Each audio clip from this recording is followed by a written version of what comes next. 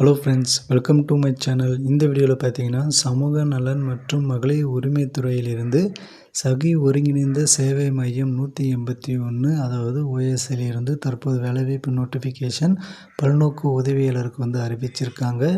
இந்த பணியை பொறுத்த வரைக்கும் உங்களுக்கு கரூர் மாவட்டத்தில் வேலைவாய்ப்பு இருக்க போது. இந்த வேலைவாய்ப்புக்கான ஆஃப்லைன் அப்ளிகேஷனை பொறுத்த வரைக்கும் நவம்பர் 21, 2025 வரைக்கும் நீங்கள் அப்ளை பண்ணிக்க முடியும்.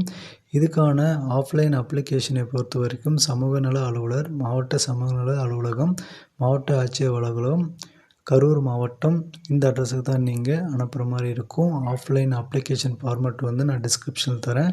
அது மட்டும் இல்லாமல் karur.nic.in என்ற வெப்சைட்லும் நீங்கள் டவுன்லோட் பண்ணி அப்ளை பண்ண முடியும். இந்த பல்நோக்கு உதவியாளர் வேலைவாய்ப்பை பொறுத்த வரைக்கும் கரூர் மாவட்டத்தைச் சேர்ந்தவராக இருக்கணும். 8வது பாஸ் பண்ணியிருக்கணும். பெண் விண்ணப்பதாரர்கள் மட்டுமே அப்ளை பண்ண முடியும். 3 ஆண்டுகள் பணி அனுபவம் இருக்கணும். பெண்கள் மட்டுமே தகுதியானவர்கள். சுழற்சி முறையில் பணி இருக்க போது 40 வயதிற்குள்ளே இருக்கணும் அப்படின்னு சொல்லியிருக்காங்க. மந்த்லி சேலரியாக 10,000 ரூபா கிடைக்கும் அப்படின்னு சொல்லியிருக்காங்க. இந்த வேலைவாய்ப்பு யாருக்கெல்லாம் விருப்பம் இருக்கோ அவங்களாம் உடனே அப்ளை பண்ணுங்கள். அது மட்டும் இல்லாமல் கரூர் மாவட்டத்தை சேர்ந்தவங்களாக இருக்கணும். இந்த வேலைவாய்ப்புக்கான ஆஃப்லைன் அப்ளிகேஷன் ஃபார்மேட்டை பொறுத்த வரைக்கும் பார்த்தீங்கன்னா இந்த மாதிரி தான் இருக்கும்.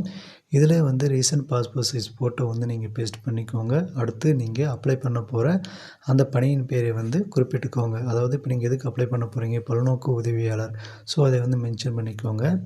அடுத்து உங்களுடைய பெயர், உங்களுடைய தந்தை ஆர் கணவர் பெயர், பிறந்த தேதி, ஏஜ், அதுக்கு அடுத்து பார்த்தீங்கன்னா native district, family income certificate வேணும். அதுக்கடுத்து ஃபிட்னஸ் சர்டிஃபிகேட் வேணும்.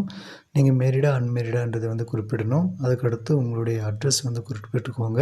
உங்களுடைய மொபைல் நம்பர், அதுக்கடுத்து Aadhaar number, education qualification, height, weight கட்டாயம் குறிப்பிடணும். அடிஷ்னல் குவாலிஃபிகேஷன் கேட்டிருக்காங்க.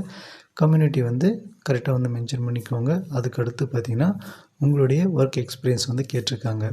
ஸோ இந்த டீட்டெயில்ஸ் எல்லாமே கரெக்டாக ஃபில் பண்ணிக்கோங்க. ஃபில் பண்ணிவிட்டு அதுக்கான ப்ரூஃப்ஸ் எல்லாமே நீங்கள் ஜெராக்ஸ் எடுத்து இணைக்கிற மாதிரி இருக்கும். டேட் ஆஃப் பர்த்தை பொறுத்த வரைக்கும் பார்த்தீங்கன்னா நீங்கள் உங்களுடைய 10th 12th மார்க் ஷீட்டை யூஸ் பண்ணிக்கலாம். அப்படி இல்லைன்னா உங்களுடைய பர்த் சர்டிஃபிகேட்டை யூஸ் பண்ணிக்கலாம். அதுக்கடுத்து பார்த்தீங்கன்னா நேட்டிவ் டிஸ்ட்ரிக்டான ப்ரூஃப் இதுவும் கேட்கல. அதுக்கடுத்து ஃபேமிலி இன்கம் சர்டிஃபிகேட் கேட்டிருக்காங்க. அதுக்கடுத்ததாக பார்த்தீங்கன்னா எஜுகேஷன் குவாலிஃபிகேஷன் சர்டிஃபிகேட்ஸ் எல்லாமே ஜெராக்ஸ் எடுத்து இணைக்கணும். அதுக்கடுத்ததாக பார்த்தீங்கன்னா கம்யூனிட்டி சர்டிஃபிகேட் இணைக்கணும். அதுக்கடுத்து உங்களுடைய எக்ஸ்பீரியன்ஸ் சர்டிஃபிகேட்டும் இணைக்கணும்.